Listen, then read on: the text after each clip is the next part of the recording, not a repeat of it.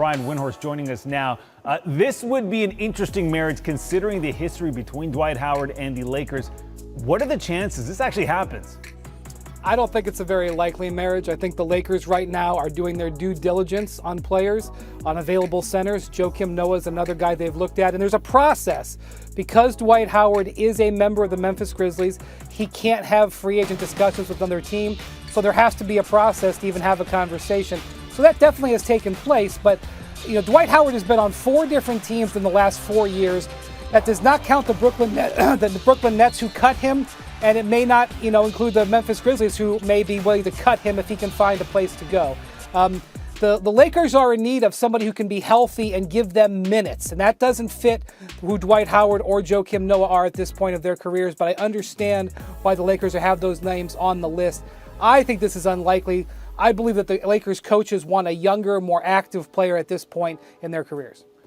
Wendy, how about this? The NBA polled its rookies, and the results, a little shocking to me anyways, they were asked to predict who would have the best career from their class, and it wasn't Zion, which is fine, but they didn't even have him second.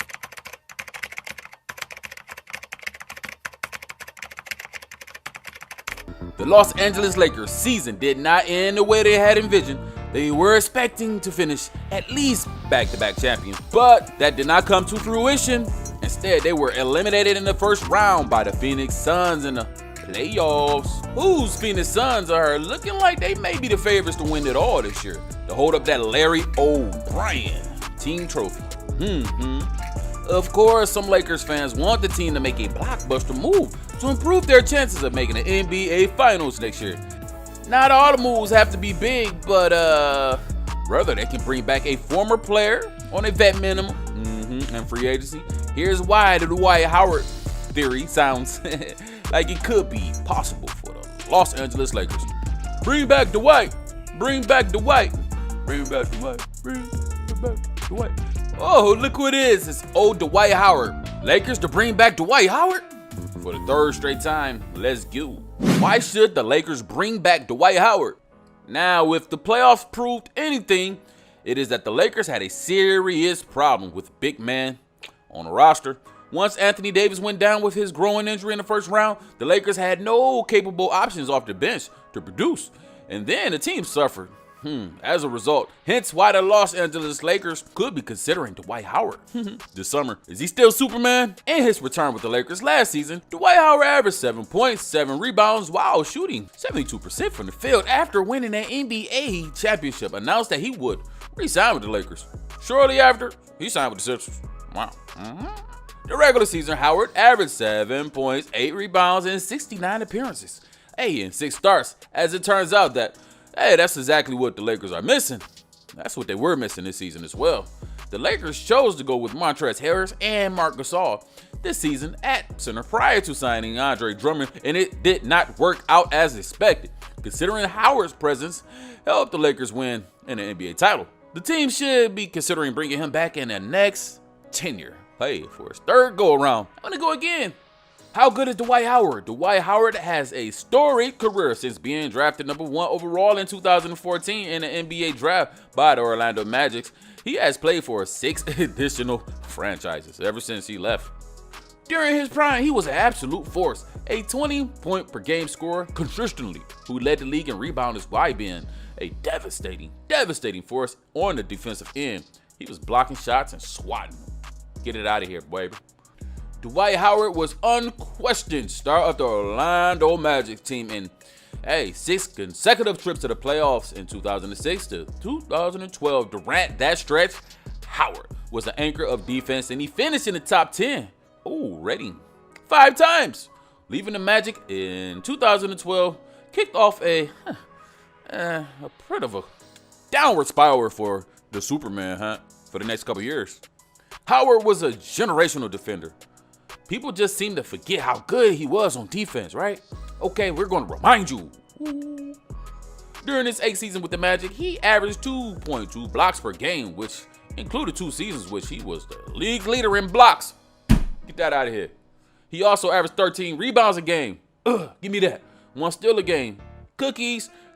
Leading the league in rebounds 4 times while hitting 14 per game 3 times. Whoa. 14 rebounds, that is. However, only had a defensive rating above 100 twice, and both of those times coming during his first 2 seasons in the NBA. The incredible defensive impact helped Howard win 3 consecutive Defensive Player of the Year awards, the only player to ever do so. He was also voted an 8-time NBA All-Star, an NBA All-Team, and 5 All-Defensive Teams, finishing top 5 in the league 4 times. Howard is nowhere near the level of defender he once was, but he's at his peak.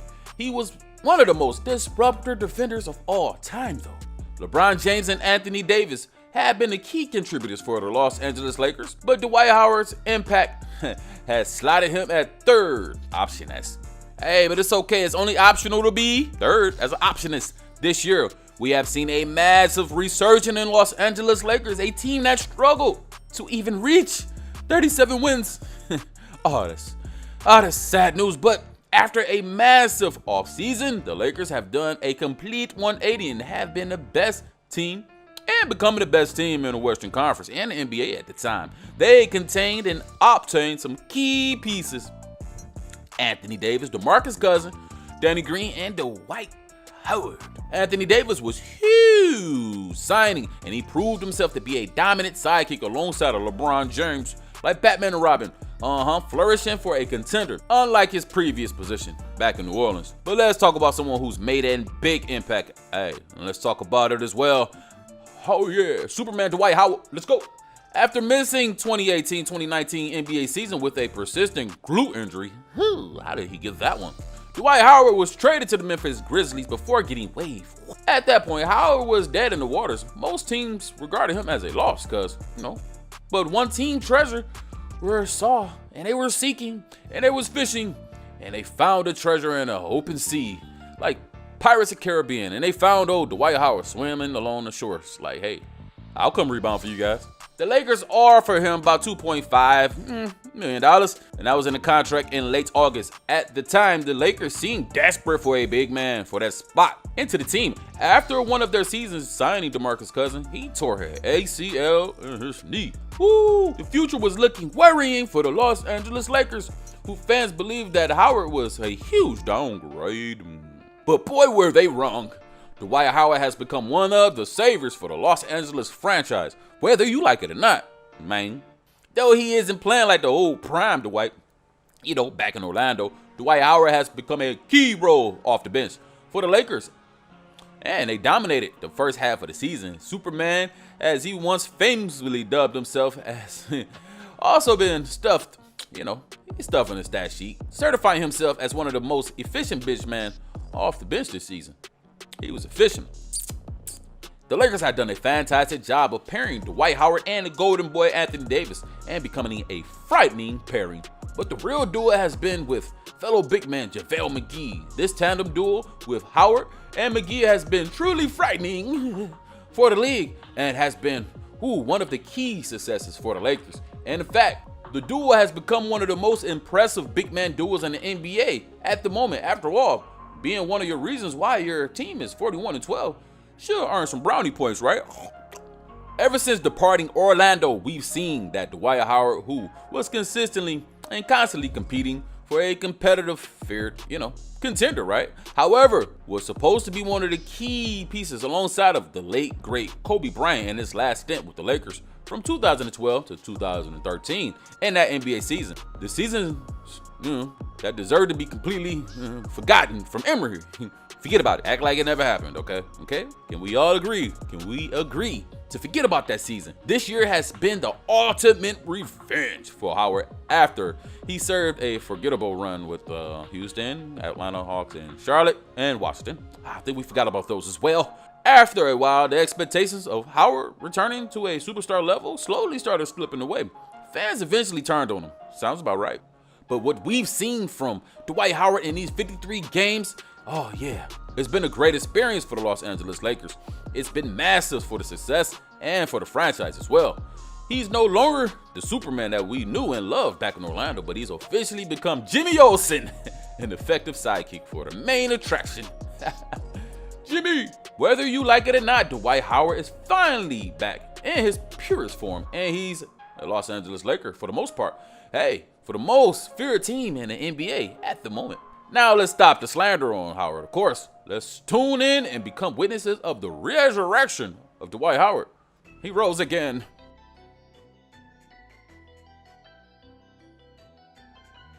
In conclusion, I don't think it's fair to say that he was a complete non-factor. He was a pretty key factor to contain Jokic.